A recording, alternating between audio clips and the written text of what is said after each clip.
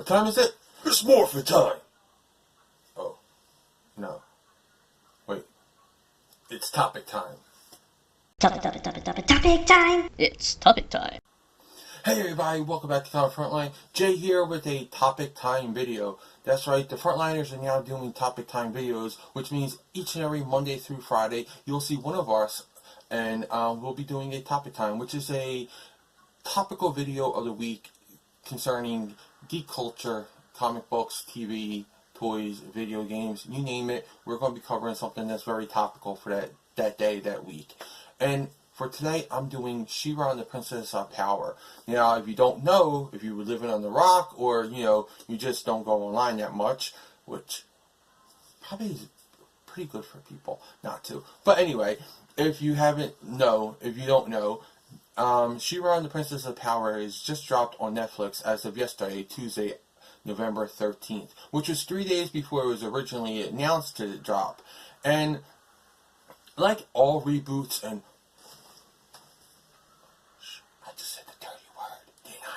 yes, that's right. I said reboot. And no, not all reboots are bad, people. Not all reboots are like, oh my god, they're going to change everything. It's not going to be the same. Oh, I can't stand it. Oh no, they're going to change it. They don't know what's going on. They're going to do... No, not all reboots are bad, people. Some reboots are actually better than the original. Now, I grew up in the 80s. Yes, my formative years were spent watching shows like Transformers and Thundercats and He-Man and the Masters of the Universe. And yes, even She-Ra, because I am a completist and She-Ra continued the story of the Masters of the Universe. Yeah, I said that right. Anyway, so what I really liked about this show is it does honor the past show. It does respect what came before it. And I think people who are not objectively looking at this, or even looking at the original and making it, like more sacred than it is, need to take off those nostalgia glasses. So I'll take those off for this video, okay? We'll put them right there. Don't worry. You can pick them up later. Just wait till after this video. Then you can pick them up. But... yeah, if you take off those nostalgia glasses, you'll see that the original She-Ra wasn't all that great. I mean, neither was He-Man, neither was Thundercats, neither was Transformers. I know, blasphemy! You said that they're not great. Yes, they are not great. They lacked a lot of depth to those shows. They were just there to sell toys, and that's what they did. They did that very well. But they also told little moral lessons, and that's what this show does also.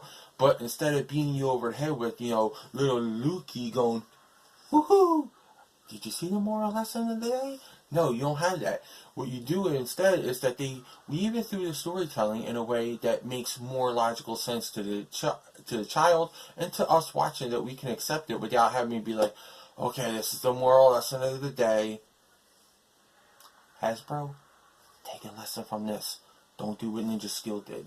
Sorry, just had to do another Power Ranger thing. But, yeah, they don't really beat you over the head with it. It's just they weave little stories like that talk about friendship and inclusivity, but it does it without being so in your face and blatant. It's just very natural, which is how it should be. The original show was about female empowerment. So is this show. And honestly, I think this show does it more because it shows that all women are not the same. It shows that there are different types of people, that all people are not the same, that they don't look the same, they don't act the same, they don't feel the same.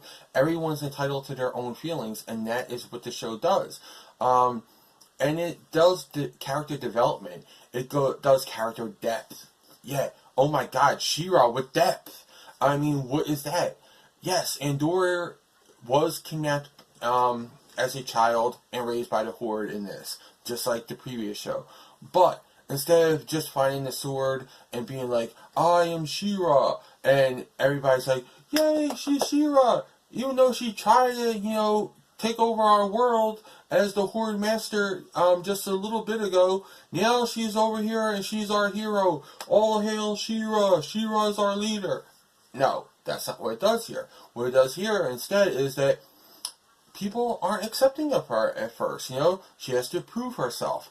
And she has to prove herself to herself also, because she doesn't know if this is the right thing for her.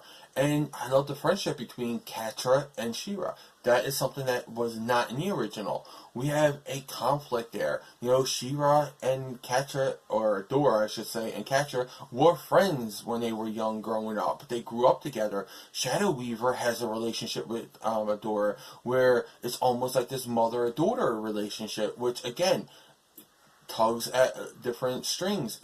It pulls in different things. It makes more emotions. It makes character growth. Did you ever think that Shadow Weaver would have a story arc? Well, she does. She has a character growth arc. So it's Entrapta, of all people, Entrapta has a character arc. We see her from one thing when we first meet her, and she evolves into a different character, almost. And it's great. It's not a change, it's an evolution. And Adora does that, Glimmer does that, Bo does that, Catra does that. All the characters do that. That's what's great. For the fans of the old series, you do see characters that you're familiar with, like Swiftwind. No, sadly, they do not have his counterpart there. So we don't see Spirit at all. We just see Swiftwind. When he's named, he actually gets the name Swiftwind. So that's a little bit disappointing, because I would like to see a little bit of Spirit, maybe in season 2, though. And another thing that we see here is we see Madame Raz. She's here. She makes a little appearance. I like that. But a character that you won't see is Cal. But here's a little Easter egg. And I know people love those Easter eggs, because I love my Easter eggs. And one of the Easter eggs in this season is Cal is not in the season, but there is a little plushie doll of Cal on Glimmer's bed window seat. So that's really cool. I love seeing that. I saw that. I was like, oh, that's cool. There goes Cal. You know, I was wondering where they would fit him into this. Now, another reboot that came out that's very well embraced by the fandom, in this fandom, I should say, in the Masters of the Universe She-Ra / fandom, it's the He-Man 2002. And what that did was it took the regular He-Man characters and they gave you an update version of it. That's what She-Ra and Princess of Power does. It gives you that little update. It makes things more serious. It makes things more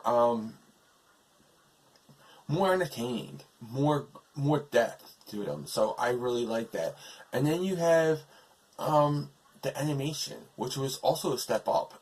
You may not everybody may not like it, but that's, again, no nostalgia glasses here. Filmation did not do the best job with animating She-Ra or He-Man or any of their other shows in the 80s.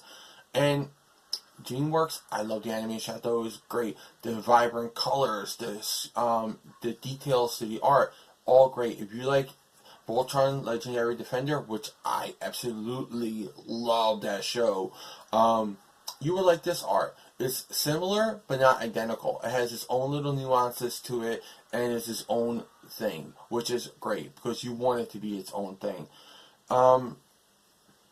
So what I like about the show, though, again, is it has all the same themes as the other show, as the original show did. It has female empowerment, it has inclusivity, and anybody who thinks that, you know, this isn't like the original, it was always about inclusivity, inclusive, you know, to make people feel like they're all part of it. That was one of the moral lessons that you learned watching She-Ra, and that's one of the moral lessons you're going to learn watching this show. But it's not preaching, it's not making it there. And I asked, does this show honor Grayskull? And I have to say, yes, it does.